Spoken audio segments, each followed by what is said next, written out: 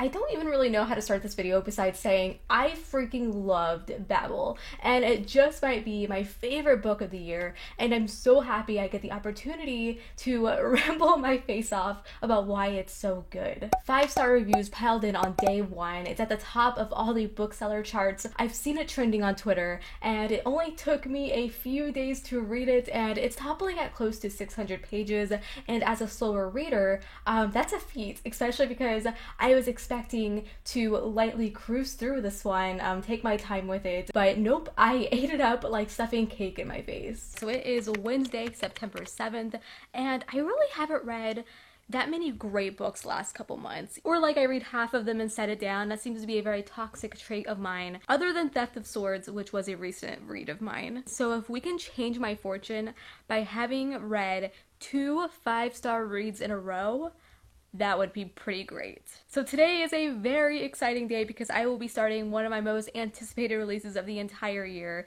and that is Babel. By the way, I know I'm probably the only person who says Babel and not Babel, but you have to give me some grace because I had 2 history teachers who said Babel. So it stuck to my brain like freaking glue and I cannot get it out of me. Maybe it's an Ohio thing, I don't know, blame the school system. Now I have read some of this book already. I was actually gifted an early copy some time ago and I just couldn't help myself. I mean, how could anyone when they have this book early in their hands? But I'm going to reread what I've read because some time has passed. I do have very, very high expectations for this. I feel like we all do since we're all like coming off of that high that was the Poppy War trilogy. That is to be expected, and I know this is going to be pretty different than the Poppy War series, besides the darkness that my heart is probably going to go through, as is Kwang's theme, it seems like. My focus, my whole attention, the culture of my livelihood, my whole being for a week was about Babel.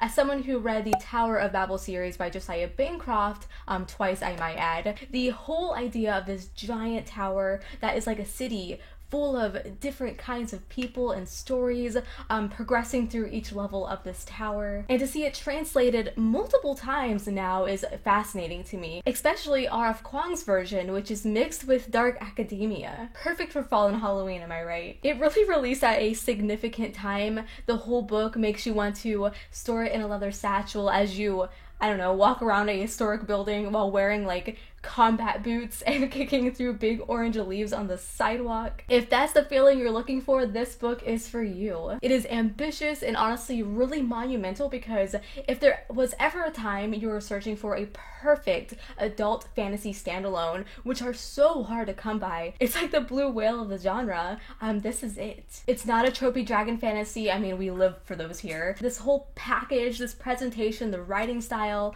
it really worked for me, and the last day or two since I finished it, it's all I can think about because it scratches this like perfect unique fantasy itch that I have been longing for. Even though the sun is starting to go down, it is in the evening now, I'm going to make myself some G Fuel because I fully intend to be wired at 1 a.m. reading this book. I have literally done nothing except for read this book and I'm already past the 100-page mark.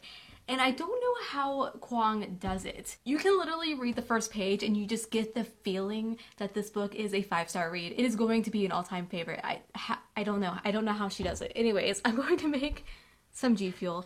What do I want though? Hive Nectar it is. By the way, this isn't sponsored, I promise. We just really like G Fuel in this household. This is just another book in a pile of books that have been released this year, where if you say there are no good standout fantasy books anymore, or you're just bored of your current fantasy, try this book out. Especially if you dig incredibly rich history, almost a day in the life, university simulator, but in the 1800s. Basically, we have a fun romp through Oxford University and its Babel Tower displayed on the cover, where students with a knack for language are taught this world's version of magic, and what begins as like a really entertaining look into the everyday lives of Babel students and a wealth of world building within the university turns into the realization that England's reign comes at a really high cost, and it's paid for by its colonies. The heart of this book is quickly introduced. Robin Swift. That name kind of reminds me of like a famous pirate or a Disney heroine. He's unwillingly taken from his homeland in China at a young age to be raised in England in preparation to attend the Babel Institute for translation and silver work, which involves that magic system. Robin realizes that the translation and magic work he is doing is being used against his homeland, and he just can't come to term that he's helping with the colonization of his home country and other countries as well in the empire. A really large chunk of the story is about getting people in England to care about why maybe England shouldn't be selling lots of opium to China. There's a lot of really important messages here. It feels like a book that should be for required reading, because if it had been around in the Stone Age when I was in school, I might have actually liked books and not despised them with my every being until I was well into my 20s, being forced to read boring classics. Every word feels important and intentional, and Kwong does bring awareness to the reader in the preface of her attendance at Oxford, which must have just really put a mark on her if this is what came out of that experience. Yes, this book goes deep. It's an ocean of lore and concepts comboing between the magic system and historical setting and languages, war, but Kwong gives you many opportunities to get a grasp on the scale of the empire, or I guess world more like, and I like that generosity. This book definitely was too smart for me. You know, I like my quest-giving, dragon-riding, tavern-brawling fantasy. That is like Budweiser compared to this. This is like vintage wine from 1976 or something. It's a challenging book to wrap your brain around with all of its noticeable themes and probably hidden themes, I'm sure, but that's the hook. And without the underbelly of heartbreaking violence and sacrifice these characters deal with, it would not be this profound. It made me think of history in a very different way. Oh, and I want to mention, like, it's dark academia, fall read, cute aesthetic, hee is deceptive in a way that it hits way harder. It's like listening to a new techno beat and you're like just vibing, and then suddenly the drop comes in and it hits you and you make this face. Oh. So I didn't expect this to turn into a thriller. There's like a murder mystery at play, which is really fun. So I can only expect the ending to have like the twist of my nightmares, but it's making it even more addicting to read, as thrillers should be. So there's like historical, academia, fantasy, like very light magic, and thriller, murder mystery, secret society kind of stuff. It's insane.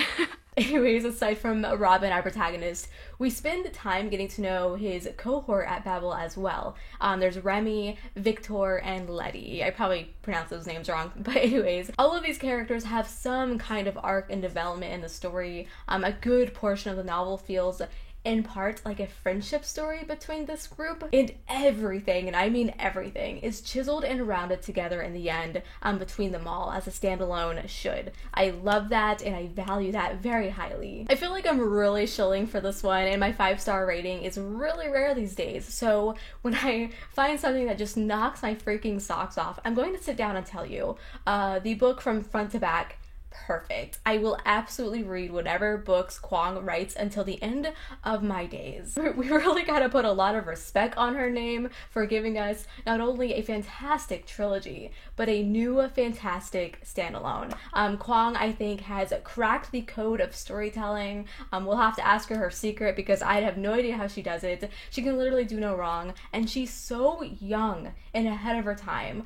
What a time to be alive with her around writing books for us. I'm already really pumped to go back and read some bits at the beginning that I think foreshadowed the ending. The amount of highlights I did is catastrophic, because sifting through that is going to be like going through my email box. I'm also really excited for artists who decide to make fan art for this book. I can't wait to see how they envisioned everything, to see Robin and his friends and also Babel come to life. Babel is out now in hardcover, Kindle, and audio. I did follow along with the audiobook. I decided that I want the full audiobook experience. I bought it from Audible, and it just feels like the type of book where I just want someone to read it to me, the lore, the narration. I think it all just sounds like a really fun experience. Oh, and that reminds me, really exciting news. I am an Audible affiliate. I have no idea why they wanted me on their team, as I am super lame. I kind of feel like I tricked the system and made them think that I'm some cool booktuber. Anyways, if you sign up for the very first time using my link down below, you'll get a 30-day trial and I get a commission. So that's exciting. Anyways, the narrator so far for this audiobook is very fitting, and I think it's going to make the story even more emotional. Other than like some minor hiccups with sudden changes in quality throughout, like it would drop randomly, but it's nothing that's going to ruin your enjoyment. I don't think.